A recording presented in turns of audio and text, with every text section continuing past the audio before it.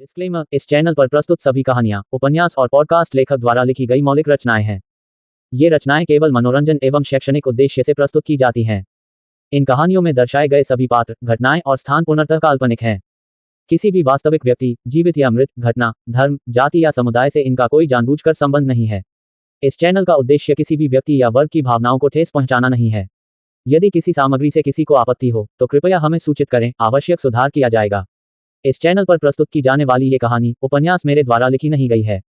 ये रचना इसके मूल लेखक की है। किसी भी सवाल या सुझाव के लिए चैट सपोर्ट उपलब्ध है। लाउडस्पीकर नए स्टोरी अपडेट सबसे पहले पाने के लिए हमारा टेलीग्राम चैनल ज्वाइन करें। सभी अभी अक्षत के लो प्रोफाइल होने पर सोच रहे थे कि वो इस कारण से ही फेल हो गया था। इधर कीर्ति, जिसे कुछ समझ आ गया था, वो शौक भरी नजरों से अक्षत को देख रही थी। वो सोचती इसका मतलब वो शक्ति स्टोन इनके ही वजह से टूट गया था। वो शक्ति स्टोन उनकी पावर को चेक ही नहीं कर पाया था और मैंने इन्हें फेल बता दिया। ये तो मैंने बहुत बड़ी गलती कर दी।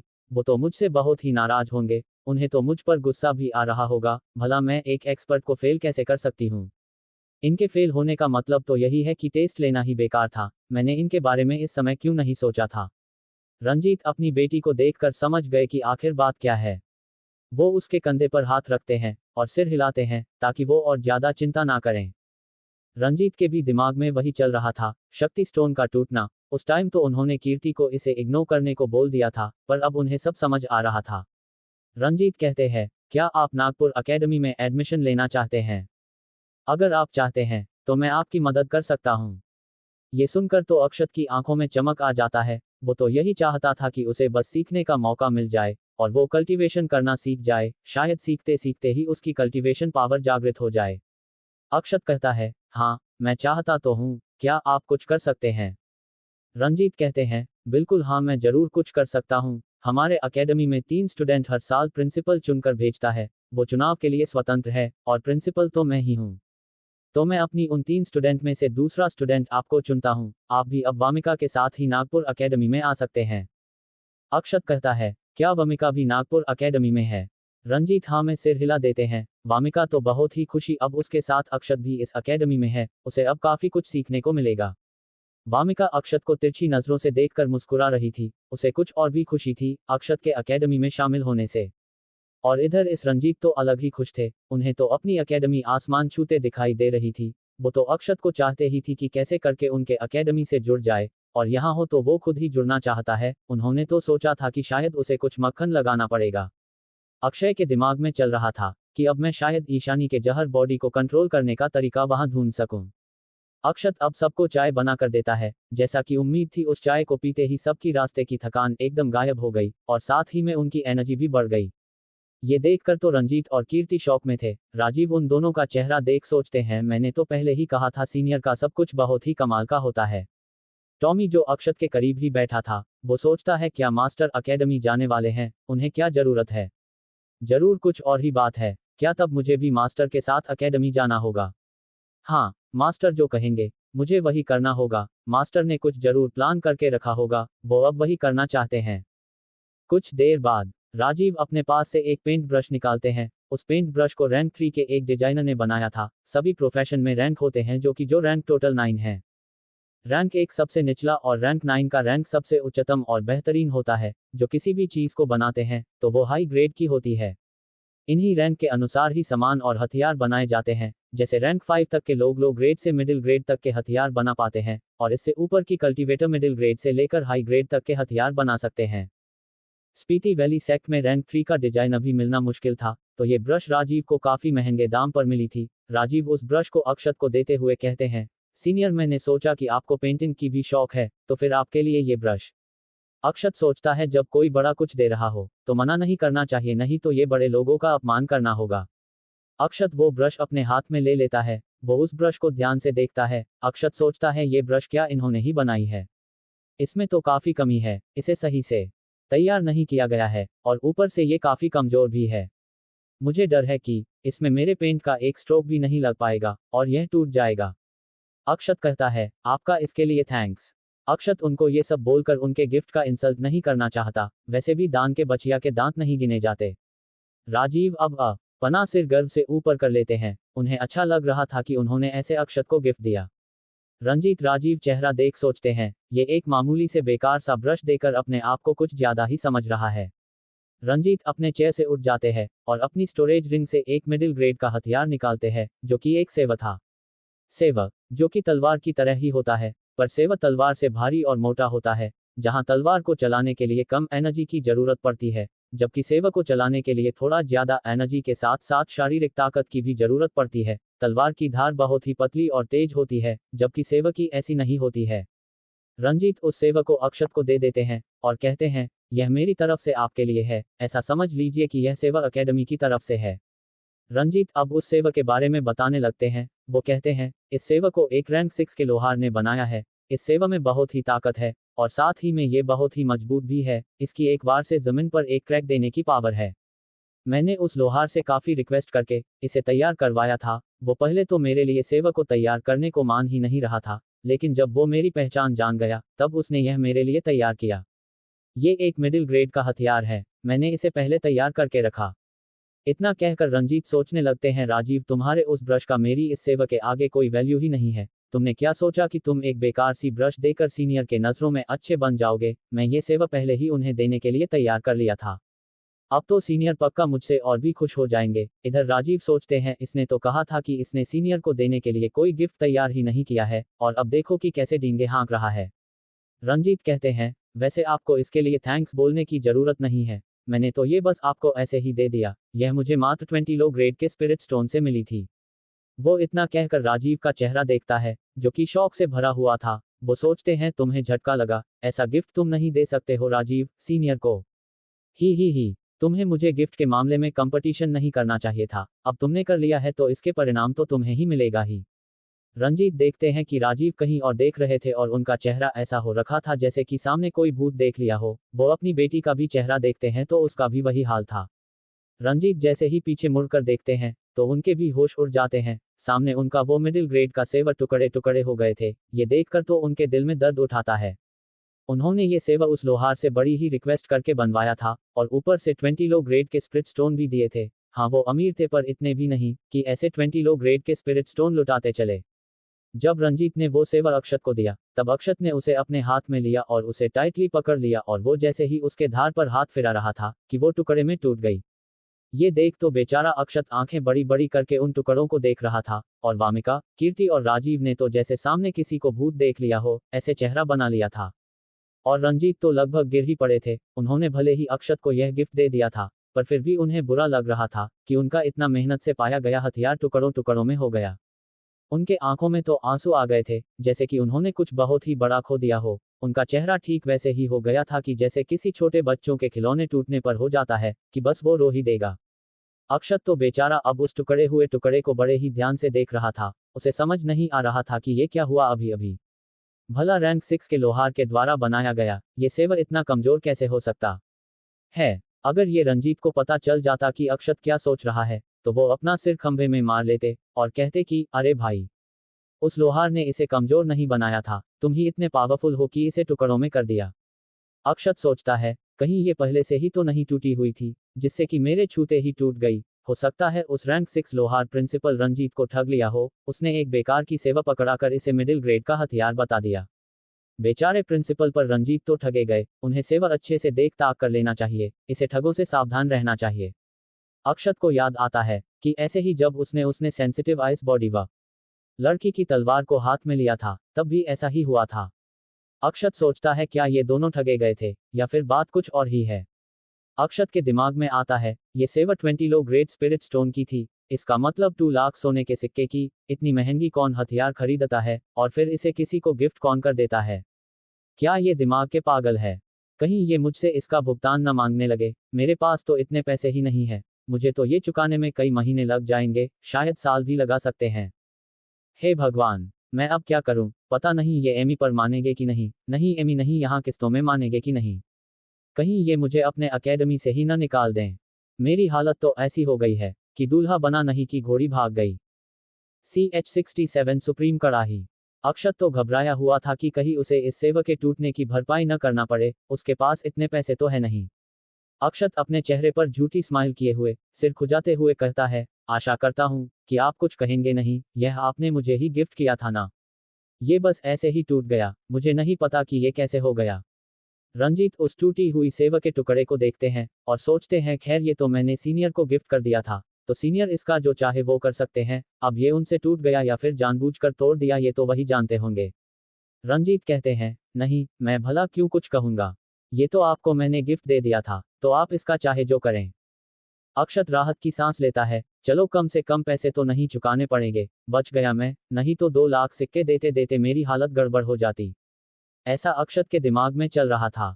इधर राजीव रंजीत का उतरा हुआ चेहरा देखते हैं, उन्हें अब हंसी आ रही थी। वो सोचते हैं और सीनियर के सामने अपनी चीजों का घमंड करो, सीनियर तुम्हें ऐसे ही सबक सिखा देंगे, तुम्हें उनके सामने अपनी मामूली से चीज की इतनी बड़ाई नहीं करनी चाहिए थी।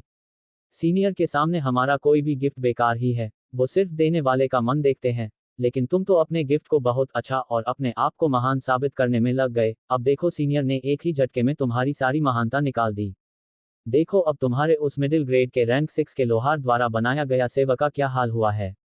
और मेरी उस पेंटिंग ब्रश को देखो, वो अभी भी सही पड़ी है, जबकि उसे रैंक 3 के डिजाइनर ने बनाया था।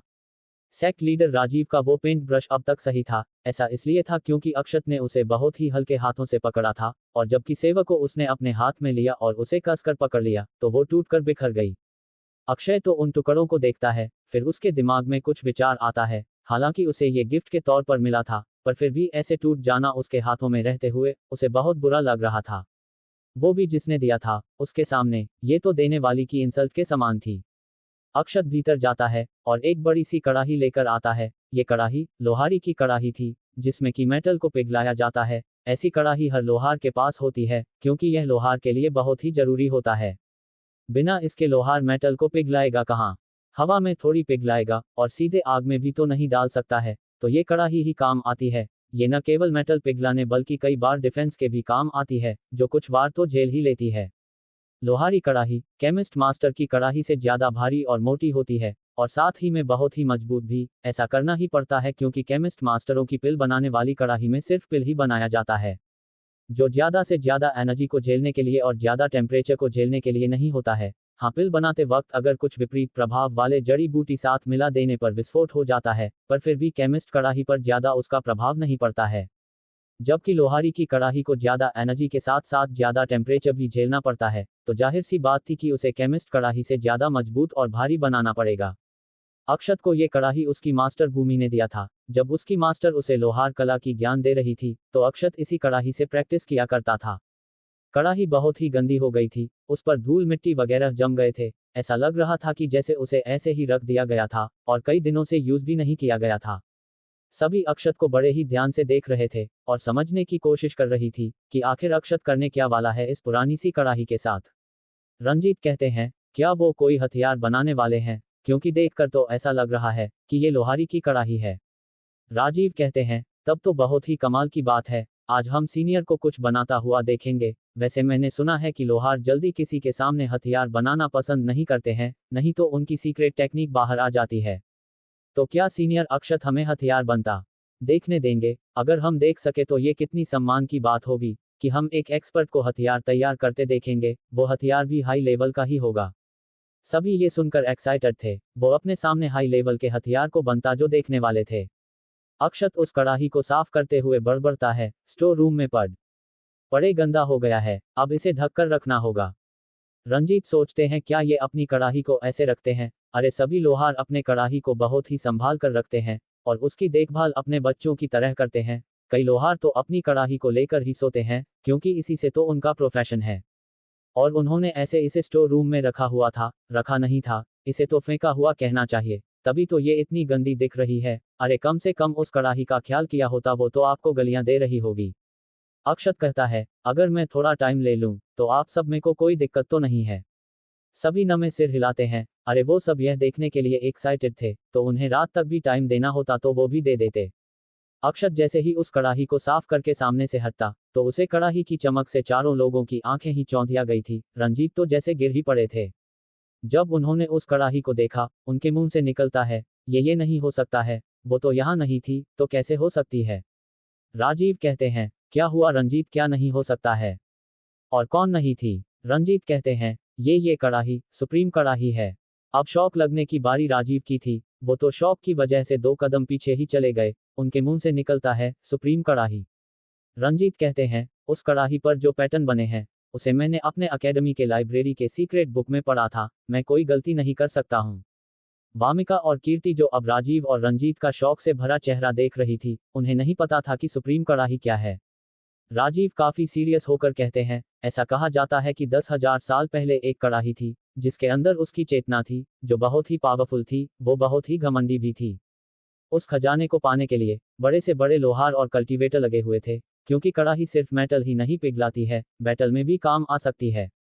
उस कड़ाही ने सभी कल्टीवेटरों को हरा दिया था, उसके सामने कोई बड़े से बड़ा कल्टीवेटर तक नहीं टिक पा रहा था, तो उसे हासिल करने का सवाल ही छोड़ दो, जब उसे अपने टक्कर का कोई नहीं मिल रहा था तो वो ऊपर की दुनिया में चली गई। उसने तो ये कहा था कि वो किसी को भी अपना मास्टर नहीं बनाएगी, लोगों ने उसे लालच भी देने की कोशिश की पर सब फेल रहा।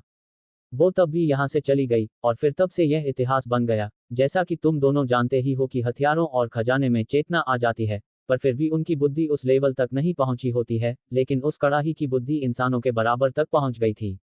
वो सब कुछ समझ सकती थी, जिसके कारण ही लोग उसे हराने में एकदम से असमर्थ थे। 10,000 साल बाद वही कड़ाही अब हमारे सामने है। अब तो वामिका और कीर्ति भी शौक में चली जाती हैं, मतलब वह 10,000 साल पहले वाली, चारों ओर सबको हराने वाला कड़ाही, जो फिर ऊपर की दुनिया में चली गई थी, वो अब फिर से इस दुनिया में आ गई है। और वो भी एक इंसान को मदद कर रही है। ये तो घमंडी थी ना, तो ये कैसे किसी इंसान की मदद कर सकती है। वो दोनों अब अक्षत को आंखें फाड़ फाड़ कर देख रही थीं कि आखिर ये आदमी है कौन, क्या ये इंसान ही है या फिर कोई और ही है इंसानों के भेष में। तभी उस सुप्रीम कड़ाही की चेतना अपनी आंख खोलती है। वो अब तक नींद में थी। वो कहती है, लगता है मास्टर कुछ बनाने वाले हैं। वो सामने 4 लोगों को एक नज़र देखती है और कहती है, ये नमूने यहाँ क्या कर रहे हैं। अक्षत कुछ तैयारी करने के लिए भीतर गया हुआ था। रंजीत और बाकी के सब जाकर सुप्रीम कड़ाही के सामने सिर झुकाते हुए कहते हैं, सीनियर सुप्रीम कड़ाही को हमारा नमन। कड़ाही अजीब सा चेहरा बनाकर कहती है, ठीक है ठीक है। लेकिन जैसे ही उसकी नज़र वामिका पर पड़ती है तो उसके मुंह से निकलता है, आप यहाँ। सभी अब पीछे मुड़कर देखने लगते हैं तो सबसे पीछे वामिका ही खड़ी थी। वामिका अब सभी को अपनी ओर देखते हुए कहती है, क्या मैं। वो सुप्रीम कड़ाही कहती है, सुप्रीम कड़ाही का आपको नमन। सभी वामिका को देख रहे थे कि आखिर वामिका को क्यों सुप्रीम कड़ाही ऐसे नमन कर रही है। वो तो बहुत ही घमंडी कड़ाही है, वो ऐसे ही तो किसी को नमन नहीं करने वाली थी। वो वामिका का कंफ्यूजन से भरा चेहरा देख कड़ाही सोचती है, क्या ये कोई और है, पर उनकी एनर्जी तो बिल्कुल वही है। मैं पहचान में गलती नहीं कर सकती हूँ, जरूर हो सकता है इन्हें कुछ याद ना हो। सबका ध्यान दूसरी तरफ करने के लिए सुप्रीम कड़ाही कहती है, तुम लोग यहाँ पर क्या कर रहे हो। रंजीत जवाब देते हैं, वो हम सीनियर से मिलने आए थे।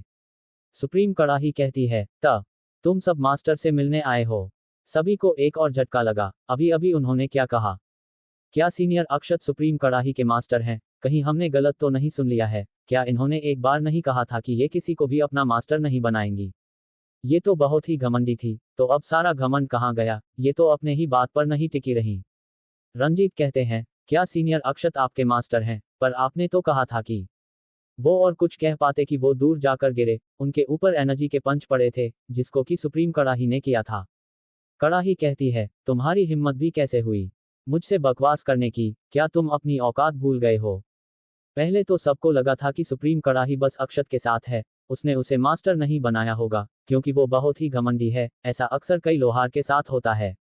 उनकी कड़ाही उन्हें अपना मास्टर नहीं बनाती है, बस उस लोहार के साथ साझेदारी करती है। मतलब लोहार उस कड़ाही को आगे बढ़ने में मदद करेगा तो कड़ाही उसकी मदद करेगी।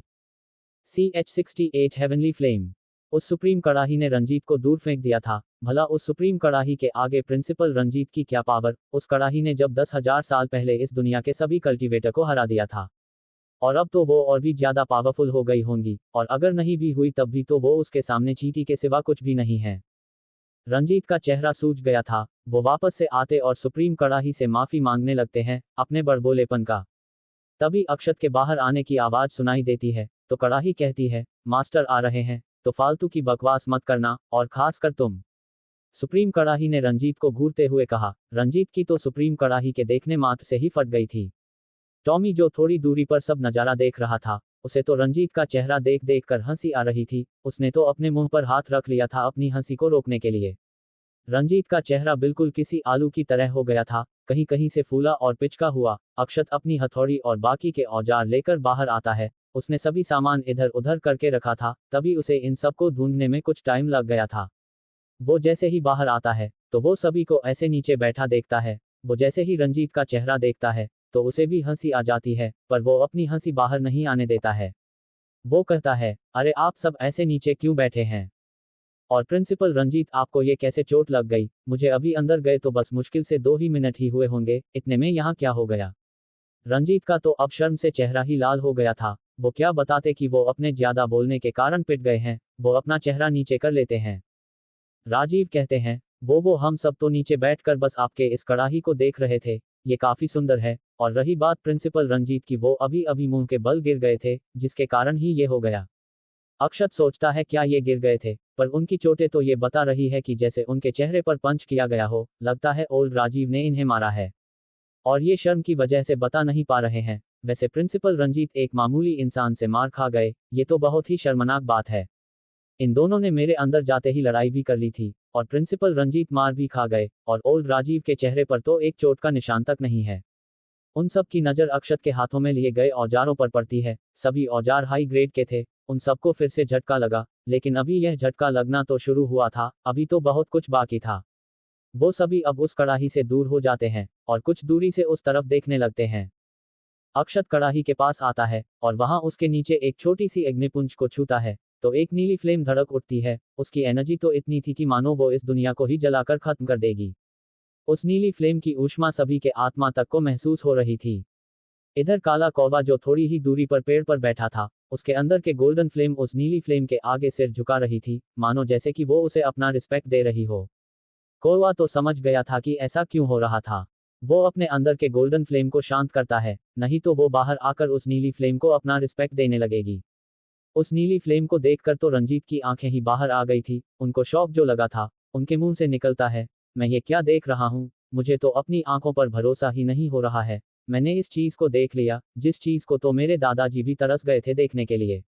राजीव कहते हैं, अब क्या हुआ जो तुम ऐसी बातें कर रहे हो? रंजीत कहते हैं, ये नीली फ्लेम हेवनली फ्लेम है। हेवनली फ्लेम का नाम सुनते ही तो राजीव को जैसे चक्कर ही आ गए। अरे भाई, अब तो हमें बख्श दो, तुम इंसान ही हो या फिर शॉक देने की मशीन, जो एक के बाद एक झटके देते ही जा रहा है। कहीं हमारी इन झटकों से ही मौत ना हो जाए। वामिका और कीर्ति फिर से राजीव और रंजीत को देखने लगती हैं। उन्हें इस नीली फ्लेम के बारे में कुछ भी नहीं पता था। अरे अभी दोनों की उम्र ही क्या थी, दोनों ने तो अभी कल्टीवेशन करने पर फोकस की हुआ था, तो कहां से इस प्रकार की किताबें पढ़ती जिसमें कि ऐसे चीज के बारे में हो। राजीव को भी हेवनली फ्लेम के बारे में ज्यादा कुछ तो नहीं पता था, तो रंजीत कहते हैं, मैंने अपने दादाजी के लिखी एक किताब में पढ़ा था, जैसा कि तुम लोग जानते ही हो कि मेरे दादाजी एक रैंक 8 के लोहार थे। तभी मुझे इन सब चीजों के बारे में कुछ मुख्य बातें पता है। दादाजी रैंक 9 पर पहुंचाना चाहते थे, तो बाहर उन्होंने घूमना शुरू किया ताकि कुछ ऐसा मिल सके जिससे वो आगे बढ़ सके। उन्हें शेफ कॉन्टिनेंट का भ्रमण करते करते काफी कुछ पता चला, जैसे कि फ्लेम के बारे में। सबसे नीचे आता है नॉर्मल फ्लेम, जो हम सब यूज करते हैं आमतौर पर। उसके ऊपर आता है केमिस्ट फ्लेम, जो कि केमिस्ट अपने पिल बनाने के लिए यूज करते हैं। और उसके ऊपर आता है लोहारी फ्लेम, जो लोहार यूज करते हैं अपने हथियार बनाने के लिए। उसके ऊपर आता है सिल्वर फ्लेम, इसे भी कई बड़े रैंक के लोहार यूज करते हैं। इसे कंट्रोल करना थोड़ा मुश्किल होता है, इसमें काफी ज्यादा टेम्परेचर होता है। और इसके ऊपर आता है गोल्डन फ्लेम, वो तो और भी ज्यादा पावरफुल होने के साथ में खतरनाक भी होता है, जो कि बहुत ही कम लोगों के पास है, क्योंकि इसे कंट्रोल करना और भी ज्यादा मुश्किल होता है। जैसा तुम सबने देखा ही होगा कि वो कौवा गोल्डन फ्लेम कौवा है, जिसके जाति में गोल्डन फ्लेम लगभग सभी के पास होती है। गोल्डन फ्लेम की थोड़ी सी ही मात्रा हमें जलाकर राख बनाने के लिए काफी है, और यहाँ तक कि ये आत्मा को भी जला सकती है, जबकि इससे नीचे आने वाली फ्लेम ऐसा नहीं कर सकती हैं। अब सबको समझ आ रहा था कि लोग गोल्डन फ्लेम कौवा से क्यों डरते हैं। अरे जिसके पास ऐसी पावर वाली फ्लेम हो तो डर तो लगेगा ही। रंजीत आगे कहते हैं, और उससे भी ऊपर आती है हेवनली फ्लेम, जो कि आज तक किसी के पास है इसका कोई पता तक नहीं चला, बस पुरानी किताब और टेक्निक्स में ही इसका वर्णन था।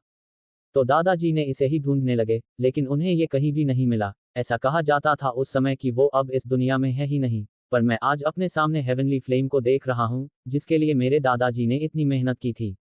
इस फ्लेम को सभी फ्लेम का राजा कहा जाता है, तो जब भी ये सामने होती है तो बाकी की फ्लेम इसके सामने धीमा पड़ जाते हैं और अपना सिर झुका लेते हैं। इस फ्लेम की सबसे बड़ी खासियत यह है कि इसमें अपनी समझ होती है। ये फ्लेम बाकी के फ्लेम से ज्यादा पावरफुल होने के साथ साथ खतरनाक भी है। इसे संभालना कोई आसान काम नहीं है। सभी अब अक्षत को आंखें फाड़ फाड़ कर देख रहे थे, जो अभी कड़ाही को गर्म करने में लगा हुआ था। उसे क्या पता था कि उसके इन सामानों से कई लोग की दिमाग के परखच्चे उड़ जाएंगे। उन सब के दिमाग में यही चल रहा था, यह कोई इंसान नहीं है, शैतान है, शैतान। भला ऐसी हाई लेवल से ऊपर की लेवल की चीज इस दुनिया में किसने रखी है। अक्षत तो अब उन सेव के टुकड़ों को उठाता है और कढ़ाई में डाल देता है। वो टुकड़े सुप्रीम कड़ाही में जाते ही पिघल गए थे। सुप्रीम कड़ाही सोचती है, क्या मास्टर ऐसे बेकार की मेटल को मुझ में पिघला रहे हैं। ऐसी बेकार की मेटल तो मेरी जूती के बराबर भी नहीं है। लगता है मास्टर मेरी अपने आप को कंट्रोल करने का टेस्ट ले रहे हैं। हाँ, यही हो सकता है। मुझे अब मास्टर के टेस्ट को अच्छे से देना चाहिए, तो शायद मास्टर मेरी तारीफ कर दें। कड़ाही अब सब कंट्रोल करने लगती है, नहीं तो वो जिस टेम्परेचर पर थी, उसे टेम्परेचर पर तो यह मेटल अब तक हवा बन गया होता, कुछ बचा ही नहीं होता। अक्षत उस पिघले हुए मेटल को एक चौकोर संरचना वाली ढांचे में डालता है और फिर कुछ देर बाद निकालकर उसे हथौड़ी से पीटना शुरू कर देता है। रंजीत अक्षत को देख कहते हैं, ये तो 100 हाथ हथौड़ी टेक्निक है। रंजीत अब इस टेक्निक के बारे में बताते हैं। इसमें एक ही बार में 100 बार हथौड़ी चलानी पड़ती है। ये लोहारी की फेमस और मुश्किल टेक्निक्स में से एक है। वामिका और राजीव का लेवल कम होने की वजह से अक्षत का हाथ चलते हुए उन्हें दिखाई ही नहीं दे रहा था, बस उन्हें पट पट की आवाज ही सुनाई दे रही थी, जो कि एक पैटर्न पर थी, मानो कि ये कोई म्यूजिक हो।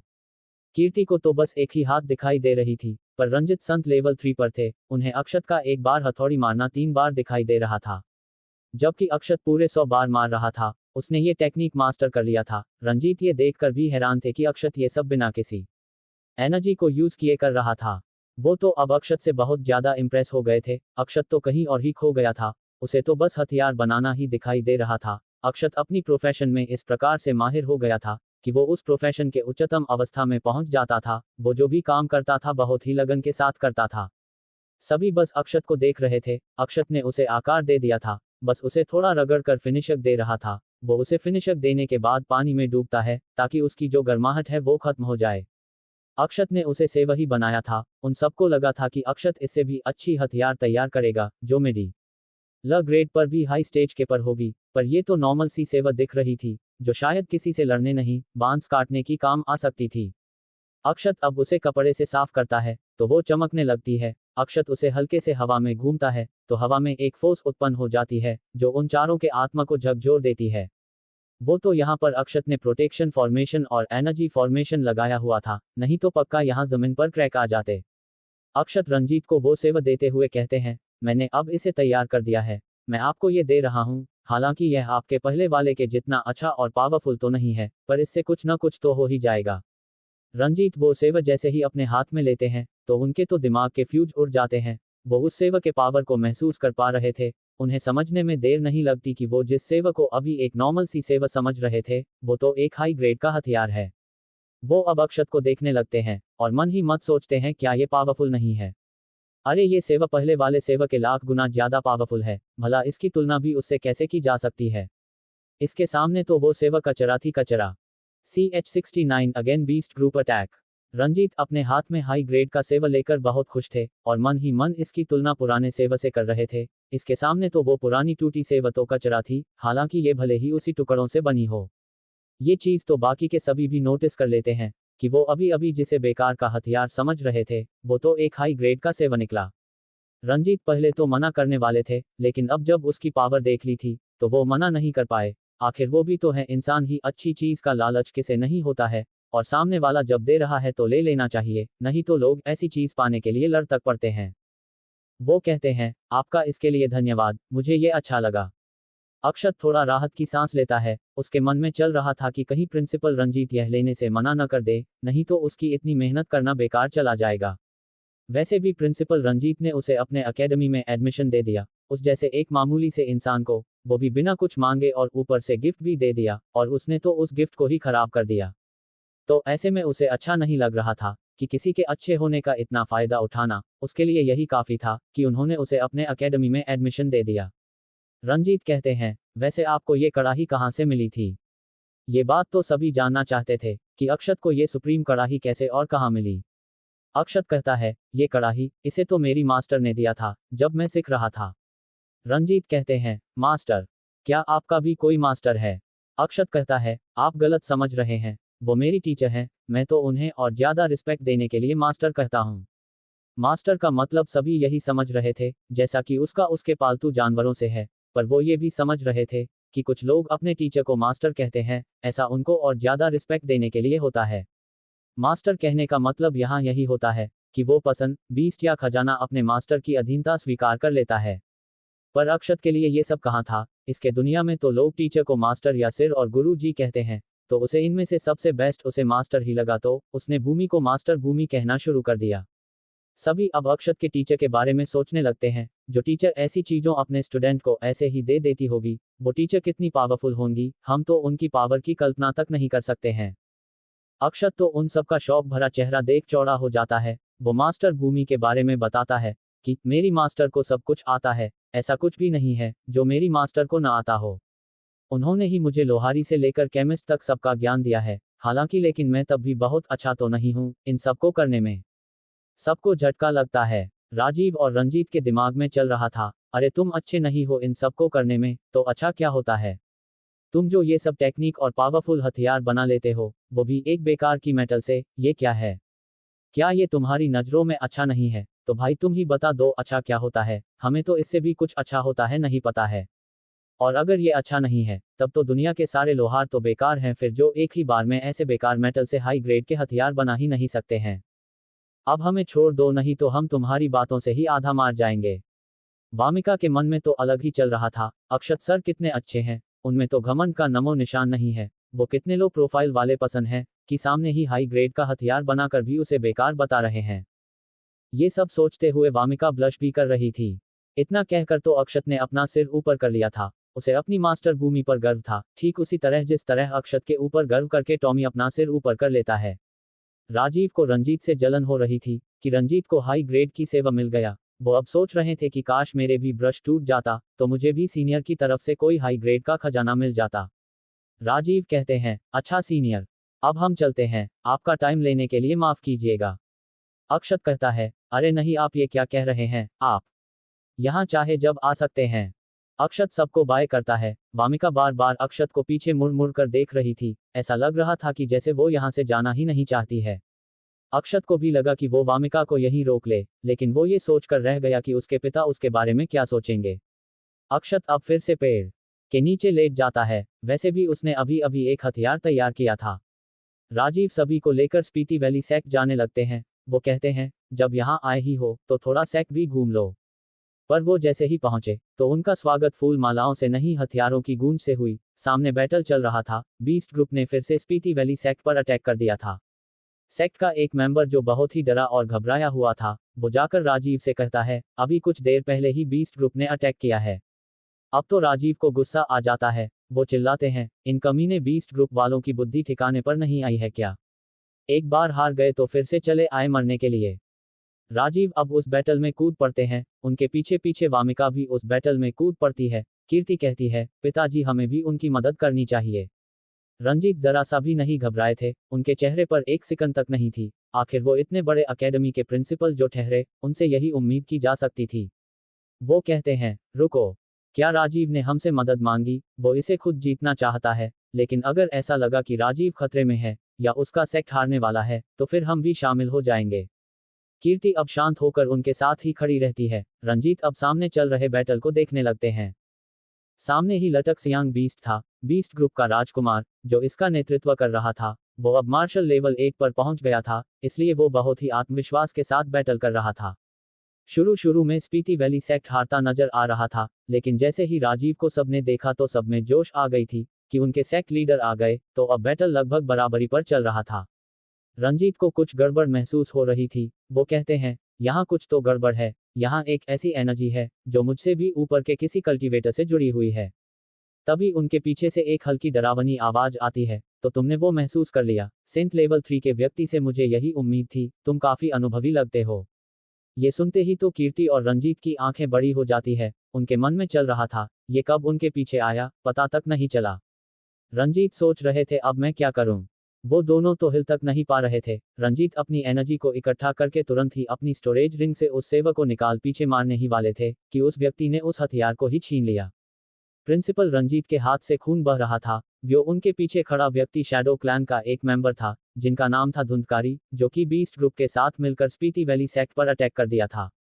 ये प्लान तो इसी का था। वैसे ये किस कारण से बीस्ट ग्रुप को भड़का कर बैटल करा रहा है, ये किसी को भी नहीं पता, ये तो उसे ही पता होगा। धुंधकारी उस सेवक को देखकर कहता है, अरे वाह, तुम्हारे पास तो एक हाई ग्रेड का सेवा है, आज से यह मेरी हुई।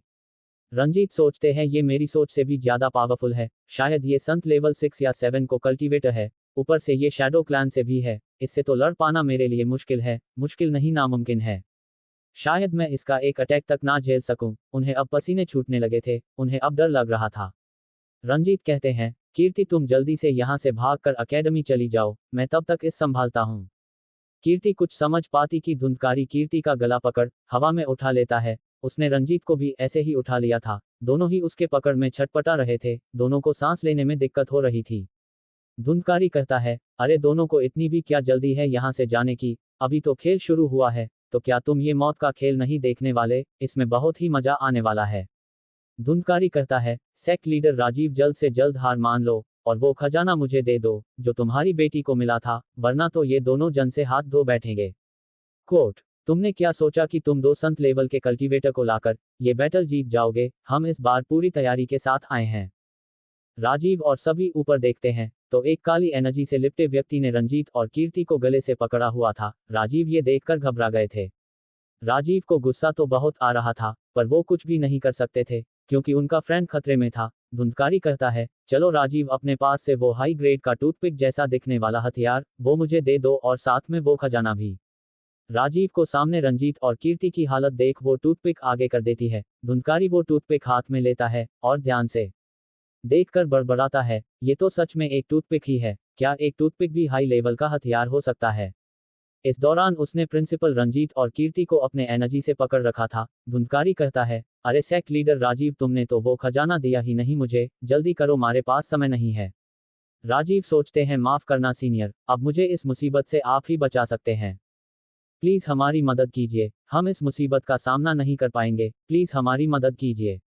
वामिका भी डरी हुई थी। सामने उसके जानने वाले और पिताजी की जान अटकी हुई थी और उसकी खुद की भी जान अटकी हुई थी। उसे अब अक्षत की याद आ रही थी। राजीव कहते हैं, हमारे पास ऐसा कोई खजाना नहीं है, हमें तो बल्कि एक सीनियर मिल गए थे जिन्होंने वामिका की मदद की थी, हमें कोई खजाना नहीं मिला है। धुंधकारी हंसने लगता है और कहता है, क्या तुम मरने की डर से पागल हो गए हो जो ये बहकी बातें कर रहे हो? ऐसा कौन सा सीनियर तुम्हें मिल गया था जिसने आधे दिन में ही तुम्हारी बेटी को मार्शल लेवल 4 से मार्शल लेवल 7 पर पहुंचा दिया? तुमने क्या मुझे बेवकूफ समझ रखा है? तुम्हारी बातों में मैं नहीं आने वाला। अब तो राजीव भी हंसने लगते हैं, वो भी जोर जोर से। उन्हें ऐसे हंसता देख धुंधकारी शांत पड़ जाता है, उसे थोड़ा डर लगता है। CH-70 Wamiqa in trouble. Rajiv को ऐसे हंसता देख धुंधकारी को थोड़ा डर भी लग रहा था, पर कुछ तो सोच रहे थे कि क्या हो गया, सेक्ट लीडर राजीव ऐसे क्यों हंस रहे हैं? कहीं डर की वजह से उनका दिमाग तो नहीं खराब हो गया? हो सकता है कि वो ये बात पचा ही नहीं पा रहे हैं कि अब उनकी हार हो गई है। हो सकता है कि अब वो पागल हो गए हों जो ऐसे हंस रहे हैं। नहीं तो कौन ही ऐसा होगा जो अपनी हार पर ऐसे हंसता है, जबकि ये जानते हुए भी कि अब मौत पक्की है। राजीव हंसते हुए ही कहते हैं, तुम्हें क्या लगता है कि हमारे पास ये हाई ग्रेड की हथियार कहाँ से आए होंगे? भला हमारे स्पीति वैली सेक्ट जैसे एक छोटे से सेक्ट के पास ये हथियार कहाँ से आ गए? ये हमें सीनियर ने ही दिया है और तुमने हमारे ऊपर हमला करके सीनियर का अपमान कर दिया है। शायद तुम्हें पता नहीं होगा कि मैंने अपना सेक्ट सीनियर को समर्पित कर दिया है। मैं सीनियर का फॉलोअर हूँ और सीनियर इस सेक्ट के असली लीडर हैं। मैं तो बस उनके नाम पर ये लीडर का काम कर रहा हूँ क्योंकि हमारे सीनियर को लो प्रोफाइल रहना पसंद है और तुमने इसी बात का फायदा उठाया है। वो शांति से रहना चाहते हैं, इसलिए सारा काम उन्होंने मुझे दे दिया था, लेकिन तुमने हमारे ऊपर अटैक करके उनकी शांति को भंग कर दिया है। इसका खामियाजा तो तुम सबको भुगतना ही होगा। बस तुम देखते जाओ, अब तुम सब नहीं बचने वाले, बस सीनियर यहाँ पहुँचने ही वाले हैं। वामिका तो अपने पिता को हैरानी भरी नजरों से देख रही थी। उसके दिमाग में चल रहा था कि ये कब हुआ? किसी ने उसे बताया क्यों नहीं कि उसका ये सेक्ट अक्षत सर को समर्पित कर दिया गया है? और ये बात सिर्फ वामिका के ही मन में नहीं चल रहा था, बल्कि स्पीति वैली सेक्ट के सभी लोगों में चल रहा था कि कब उनका सेक्ट का लीडर किसी और को बना दिया गया। वामिका कहती है, पिताजी ये सब आपने कब किया? क्या अक्षत सर इसके लिए मान गए? राजीव कहते हैं, वो अभी ही मैंने स्पीति वैली सेक्ट को सीनियर को समर्पित कर दिया है और अब से वो ही हमारे सेक्ट लीडर हैं। और जब मैंने अभी अभी उन्हें लीडर बनाया है तो जाहिर सी बात है सीनियर को नहीं पता होगी, हम उनसे बाद में पूछ लेंगे। वामिका तो जैसे अपने पिता की ये बात सुनी कर जम ही गई थी। क्या अभी अभी सेक्ट का दूसरा लीडर बनाया, और अक्षत सर से पूछा तक नहीं कि क्या वो लीडर बनना भी चाहते हैं कि नहीं। और ऐसा कौन करता है? बैटल के बीच में ही दूसरे को लीडर बना देना और अपनी मुख्य जिम्मेदारी से पीछा छुड़ा लेना। अरे कम से कम अपने सेक्ट के लोगों का ध्यान तो किया होता, वो तो इससे कमजोर पड़ जाएंगे। धुंधकारी राजीव की आंखों में आत्मविश्वास देख पा रहा था। अब तो उसे डर लगने लगा था कि कहीं कोई सच में इसका सीनियर तो नहीं है जो बहुत ही पावरफुल हो। अगर ऐसा हुआ तो वो नहीं बच सकता है। वो अब रुक जाता है और इंतजार करने लगता है कि उसके सीनियर आएंगे, और अगर वो सच में पावरफुल हुआ तो वो उनसे माफी मांग लेगा कि ये उसने एक गलतफहमी के कारण कर दिया। लेकिन कुछ देर बाद जब कोई नहीं आता तो राजीव की धड़कनें तेज हो गई थी कि सीनियर आ क्यों नहीं रहे हैं, जबकि उसने ये सब बोलने के साथ एक टेक्निक यूज किया था। उस टेक्निक का नाम था ध्वनि भेजक टेक्निक। इस टेक्निक की मदद से अपनी आवाज को अपने इच्छा अनुसार दूर किसी व्यक्ति तक पहुंचाया जाता है। क्या वो हमारी मदद नहीं करने वाले हैं? ऐसा राजीव के दिमाग में चल रहा था, क्योंकि अब तक तो सीनियर अक्षत को आ जाना चाहिए था। उनके जैसा पावरफुल व्यक्ति इतना टाइम कैसे लग सकता था? कुछ देर और इंतजार करने के बाद जब कोई नहीं आता तो धुंधकारी कहता है, तुम मजाक अच्छा कर लेते हो सेक्ट लीडर राजीव, तुमने क्या सोचा कि तुम ऐसा कह करके बच जाओगे? नहीं, कभी नहीं, ऐसा नहीं होने वाला है। अब तो तुम पक्का मरोगे। लगता है अपनी मौत सामने देखकर तुम्हारा दिमाग खराब हो गया है। कोई बात नहीं, मरने के बाद सब सही हो जाएगा। राजीव अब घबरा जाते हैं। एक तो वो पहले से ही डरे हुए थे। उन्होंने सोचा कि शायद अक्षत उनकी मदद करेगा, पर वो तो अभी तक आया ही नहीं। अब उन्हें लगता है कि अक्षत नहीं आने वाला है। उन्होंने उनसे कुछ ज्यादा ही उम्मीद लगा लिया था। भला उन जैसे महान कल्टीवेटर को कुछ छोटे मोटे कल्टीवेटरों के मरने से क्या ही फर्क पड़ता है, और उन्हें सेक्ट का कोई लालच नहीं है। अगर उन्हें ऐसा होता तो वो कब का किसी बड़े सेक्ट या ग्रुप का हिस्सा होते, लेकिन वो तो यहाँ जंगल में अकेले जिंदगी जी रहे हैं।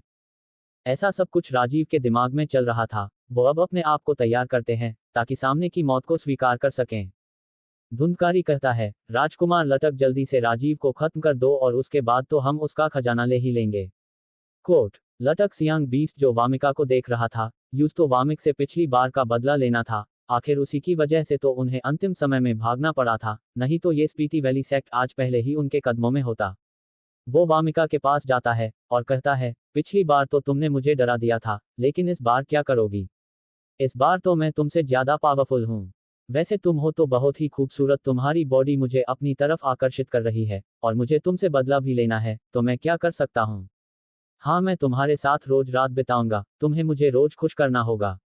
हाँ, यही सही रहेगा। हा हा हा। इतना कहकर लटक सियांग बीस्ट जोर जोर से हंसने लगता है। वामिका उसे गुस्से से घूरते हुए कहती है, तुम्हारी हिम्मत भी कैसे हुई मेरे बारे में ऐसा सोचने की? वामिका तुरंत ही उस पर अपने तलवार से एक स्लैश करती है, लेकिन वो लटक सियांग बीस्ट उसके तलवार को पकड़ लेता है। वो अब मार्शल लेवल 8 पर था, और वैसे भी बीस्ट इंसानों से बराबरी पर भी थोड़ा पावरफुल होते हैं, तो यहाँ पर तो एक लेवल का अंतर था दोनों में। लटक सियांग बीस्ट वामिका के एक हाथ को कसकर पकड़ लेता है और उसे अपने करीब करने लगता है। वामिका अपने आप को छुड़ाने की कोशिश कर रही थी, पर वो नाकाम कोशिश थी। एक तो वो पहले ही काफी ज्यादा लड़ाई करके थक चुकी थी, इस बार बहुत ही पावरफुल बीस्ट थे जिनसे लड़ना आसान नहीं था। उसकी हाथों में उतनी ताकत नहीं थी, जबकि लटक वो तो सिर्फ खड़ा होकर सब कुछ देखा रहा था। राजीव उस तरफ वामिका की मदद करने के लिए जाते हैं, पर उन्हें और भी कई बीस्ट घेर लेते हैं। लटक सियांग बीस्ट वामिका को अपने पास करते हुए कहता है, अगर तुम मुझे रोज खुश करोगी तो मैं तुम्हें जिंदा रहने दूंगा, तुम्हें मेरे साथ सोना होगा। इतना कहकर वो हवस भरी नजरों से वामिका को देख रहा था और लार टपका रहा था। वो वामिका को स्मेल करता है और कहता है, वाह, तुम्हारी ये महक मुझे और भी खींच रही है तुम्हारे पास। वामिका गुस्से से अपनी दांत भींच लेती है। वो कहती है, तुम्हारे साथ सोने से अच्छा है मैं मरना पसंद करूंगी। इतना कहकर वामिका झट से अपनी स्टोरेज रिंग से खंजर निकाल अपने दूसरे हाथ से अपने गर्दन पर कट मार लेती है। वामिका ने जैसे ही अपने गर्दन पर कट मारा, वैसे ही लटक सियांग बीस्ट ने उसे छोड़ दिया। वो सामने वामिका का बेजान होता चेहरा देख पा रहा था। राजीव तो जोर से चिल्लाते हैं, वामिका, तुम ऐसा नहीं कर सकती हो। पर अब तो देर हो चुकी थी। उनके ऐसे चिल्लाने का कोई भी फायदा नहीं होने वाला था, क्योंकि जो होना था वो तो हो गया था। वो बस असहाय होकर देख सकते थे कि उनकी बेटी कैसे बेजान हो रही है। उनकी आंखें बड़ी हो गई थी। सामने उनकी बेटी की गर्दन से खून आ रहा था। माहौल में पूरा सन्नाटा छा गया था। लटक सियांग बीस्ट को नहीं लगा था कि वामिका कुछ ऐसा कर देगी। उसने तो कुछ और ही सोचा था। वो वामिका को और तड़पा कर मरना चाहता था। ये सब इतनी जल्दी से हुआ कि किसी को कुछ समझ नहीं आया कि आखिर ये हुआ क्या। स्पीति वैली सेक्ट के मेंबर्स तो अपनी एक होनहार मेंबर को ऐसे देख शौक में खड़ी थी। इसी का फायदा बीस्ट ग्रुप लेता है। राजीव को एक बीस्ट अपने पंजे से घायल कर देता है, पर राजीव पर तो जैसे कोई प्रभाव ही नहीं पड़ा, वो सदमे में चले गए थे। उनके सामने वामिका की वो बचपन की यादें चल रही थी, उसकी वो प्यारी हंसी, उसकी वो शरारतें, उसका उन्हें परेशान करना, ये सब यादें किसी कांच की तरह टूट रही थी और राजीव उन यादों को बचाने की कोशिश कर रहे थे। वो जोर जोर से वामिका वामिका चिल्ला रहे थे, अब तो सभी उनके ऐसा करने से डर रहे थे। और वो धुंधकारी राजीव को ऐसे चिल्लाते देख हंस रहा था। वामिका की अब आंखें अब बंद हो रही थी, उसे कुछ भी नहीं सुनाई दे रहा था। वो अनंत शांति का अनुभव कर रही थी, ऐसा लग रहा था कि जैसे उसकी सारी दर्द तकलीफ खत्म हो चुका था। वो नीचे जमीन पर पड़ी हुई थी, उसके दिमाग में चल रहा था, अब जब मैं मर रही हूँ तब मुझे समझ आ रहा था कि मैं आपको पसंद करने लगी हूँ, बहुत ज्यादा, शायद जान से भी ज्यादा। अक्षत सर, मैं मरना नहीं चाहती हूँ, मैं आपके साथ जीना चाहती हूँ। मेरे पास तो बस आपकी साथ की कुछ ही यादें हैं जो मेरे लिए बहुत कीमती है, मैं इन्हें खोना नहीं चाहती हूँ। आपकी वो मुस्कान दुनिया की सबसे शांति देने वाली चीज है। मुझे आज आपके पास ही रुक जाना चाहिए था, काश मैं थोड़ी हिम्मत करके रुक गई होती। मैं आपके साथ रहना कहती हूँ, पर शायद मैं जिंदा भी नहीं रह सकती हूँ। हो सकता है दूसरे जन्म में हम साथ रहें, और अगर मैं आपसे नहीं भी मिल पाई तब भी मैं आपका इंतजार करती रहूंगी। पिताजी आपने मेरा इतना ख्याल रखा कि मुझे कभी भी अपनी माँ की कमी महसूस नहीं होने दी। आपने मुझे सब कुछ सिखाया, आपने मेरी जिंदगी को सफल बनाया। आपका मैं जितना शुक्रिया करूं उतना ही कम है। आप इस दुनिया के सबसे अच्छे पिता हैं। मैं हमेशा आपकी ही बेटी बनना चाहूंगी। और अंत में मुझे माफ कर दीजिए पिताजी, आपकी ये बेटी आपको ऐसे छोड़कर जा रही है। अलविदा अक्षत सर। अलविदा पिताजी। वामिका अपनी आंखें बंद कर लेती है। राजीव वामिका को आंखें बंद करता देख जोर से कहते हैं, नहीं वामिका, तुम ऐसे अपनी आंखें बंद मत करना, अपनी आंखें खुली रखना। मैं जरूर कुछ कर लूंगा। मेरी प्यारी बेटी, आंखें खुली रखो। धुंधकारी जोर जोर से हंसने लगता है। वो कहता है, पिता से पहले बेटी मर गई, चलो अच्छा है अच्छा है, कोई बात नहीं, अब जल्द ही तुम्हारे पिता भी वहीं पहुंच जाएंगे। अब दोनों पिता बेटी एक साथ रहेंगे तो ही तो अच्छा लगेगा। खैर राजकुमार लटक, तुम्हारी इच्छा अधूरी रह गई, तुम इस लड़की के साथ कुछ भी नहीं कर पाए। CH-70 Wamiqa in trouble. Rajiv को ऐसे हंसता देख धुंधकारी को थोड़ा डर भी लग रहा था, पर कुछ तो सोच रहे थे कि क्या हो गया, सेक्ट लीडर राजीव ऐसे क्यों हंस रहे हैं। कहीं डर की वजह से उनका दिमाग तो नहीं खराब हो गया। हो सकता है कि वो ये बात पचा ही नहीं पा रहे हैं कि अब उनकी हार हो गई है।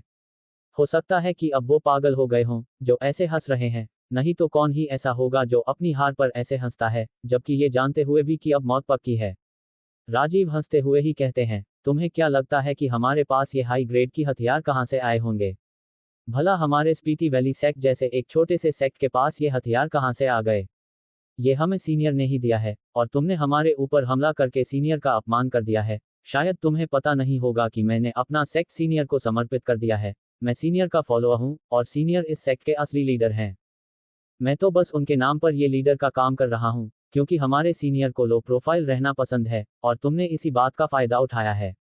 वो शांति से रहना चाहते हैं, इसलिए सारा काम उन्होंने मुझे दे दिया था, लेकिन तुमने हमारे ऊपर अटैक करके उनकी शांति को भंग कर दिया है। इसका खामियाजा तो तुम सबको भुगतना ही होगा।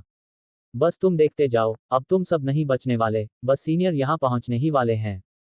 वामिका तो अपने पिता को हैरानी भरी नजरों से देख रही थी। उसके दिमाग में चल रहा था कि ये कब हुआ, किसी ने उसे बताया क्यों नहीं कि उसका ये सेक्ट अक्षत सर को समर्पित कर दिया गया है। और ये बात सिर्फ वामिका के ही मन में नहीं चल रहा था, बल्कि स्पीति वैली सेक्ट के सभी लोगों में चल रहा था कि कब उनका सेक्ट का लीडर किसी और को बना दिया गया। वामिका कहती है, पिताजी ये सब आपने कब किया? क्या अक्षत सर इसके लिए मान गए? राजीव कहते हैं, वो अभी अभी ही मैंने स्पीति वैली सेक्ट को सीनियर को समर्पित कर दिया है, और अब से वो ही हमारे सेक्ट लीडर हैं। और जब मैंने अभी अभी उन्हें लीडर बनाया है तो जाहिर सी बात है सीनियर को नहीं पता होगी, हम उनसे बाद में पूछ लेंगे। वामिका तो जैसे अपने पिता की ये बात सुनी कर जम ही गई थी। क्या अभी अभी सेक्ट का दूसरा लीडर बनाया, और अक्षत सर से पूछा तक नहीं कि क्या वो लीडर बनना भी चाहते हैं कि नहीं? और ऐसा कौन करता है? बैटल के बीच में ही दूसरे को लीडर बना देना और अपनी मुख्य जिम्मेदारी से पीछा छुड़ा लेना। अरे कम से कम अपने सेक्ट के लोगों का ध्यान तो किया होता, वो तो इससे कमजोर पड़ जाएंगे। धुंधकारी राजीव की आंखों में आत्मविश्वास देख पा रहा था। अब तो उसे डर लगने लगा था कि कहीं कोई सच में इसका सीनियर तो नहीं है जो बहुत ही पावरफुल हो। अगर ऐसा हुआ तो वो नहीं बच सकता है। वो अब रुक जाता है और इंतजार करने लगता है कि उसके सीनियर आएंगे और अगर वो सच में पावरफुल हुआ तो वो उनसे माफी मांग लेगा कि ये उसने एक गलतफहमी के कारण कर दिया। लेकिन कुछ देर बाद जब कोई नहीं आता तो राजीव की धड़कनें तेज हो गई थी कि सीनियर आ क्यों नहीं रहे हैं, जबकि उसने ये सब बोलने के साथ एक टेक्निक यूज किया था। उस टेक्निक का नाम था ध्वनि भेजक टेक्निक। इस टेक्निक की मदद से अपनी आवाज को अपने इच्छा अनुसार दूर किसी व्यक्ति तक पहुंचाया जाता है। क्या वो हमारी मदद नहीं करने वाले हैं? ऐसा राजीव के दिमाग में चल रहा था, क्योंकि अब तक तो सीनियर अक्षत को आ जाना चाहिए था। उनके जैसा पावरफुल व्यक्ति इतना टाइम कैसे लग सकता था? कुछ देर और इंतजार करने के बाद जब कोई नहीं आता तो धुंधकारी कहता है, तुम मजाक अच्छा कर लेते हो सेक्ट लीडर राजीव, तुमने क्या सोचा कि तुम ऐसा कह करके बच जाओगे? नहीं, कभी नहीं, ऐसा नहीं होने वाला है। अब तो तुम पक्का मरोगे। लगता है अपनी मौत सामने देखकर तुम्हारा दिमाग खराब हो गया है। कोई बात नहीं, मरने के बाद सब सही हो जाएगा। राजीव अब घबरा जाते हैं। एक तो वो पहले से ही डरे हुए थे। उन्होंने सोचा कि शायद अक्षत उनकी मदद करेगा, पर वो तो अभी तक आया ही नहीं। अब उन्हें लगता है कि अक्षत नहीं आने वाला है। उन्होंने उनसे कुछ ज्यादा ही उम्मीद लगा लिया था। भला उन जैसे महान कल्टीवेटर को कुछ छोटे मोटे कल्टीवेटरों के मरने से क्या ही फर्क पड़ता है? और उन्हें सेक्ट का कोई लालच नहीं है। अगर उन्हें ऐसा होता तो वो कब का किसी बड़े सेक्ट या ग्रुप का हिस्सा होते, लेकिन वो तो यहाँ जंगल में अकेले जिंदगी जी रहे हैं। ऐसा सब कुछ राजीव के दिमाग में चल रहा था। वो अब अपने आप को तैयार करते हैं ताकि सामने की मौत को स्वीकार कर सकें। धुंधकारी कहता है, राजकुमार लटक, जल्दी से राजीव को खत्म कर दो और उसके बाद तो हम उसका खजाना ले ही लेंगे। लटक सियांग बीस्ट जो वामिका को देख रहा था, यूज तो वामिक से पिछली बार का बदला लेना था। आखिर उसी की वजह से तो उन्हें अंतिम समय में भागना पड़ा था, नहीं तो ये स्पीति वैली सेक्ट आज पहले ही उनके कदमों में होता। वो वामिका के पास जाता है और कहता है, पिछली बार तो तुमने मुझे डरा दिया था, लेकिन इस बार क्या करोगी? इस बार तो मैं तुमसे ज्यादा पावरफुल हूँ। वैसे तुम हो तो बहुत ही खूबसूरत, तुम्हारी बॉडी मुझे अपनी तरफ आकर्षित कर रही है और मुझे तुमसे बदला भी लेना है, तो मैं क्या कर सकता हूँ? हाँ, मैं तुम्हारे साथ रोज रात बिताऊंगा। तुम्हें मुझे रोज खुश करना होगा। हाँ, यही सही रहेगा। हा हा हा। इतना कहकर लटक सियांग बीस्ट जोर जोर से हंसने लगता है। वामिका उसे गुस्से से घूरते हुए कहती है, तुम्हारी हिम्मत भी कैसे हुई मेरे बारे में ऐसा सोचने की? वामिका तुरंत ही उस पर अपने तलवार से एक स्लैश करती है, लेकिन वो लटक सियांग बीस्ट उसके तलवार को पकड़ लेता है। वो अब मार्शल लेवल 8 पर था, और वैसे भी बीस्ट इंसानों से बराबरी पर भी थोड़ा पावरफुल होते हैं, तो यहाँ पर तो Like, subscribe and turn on notifications for RK Novels podcast.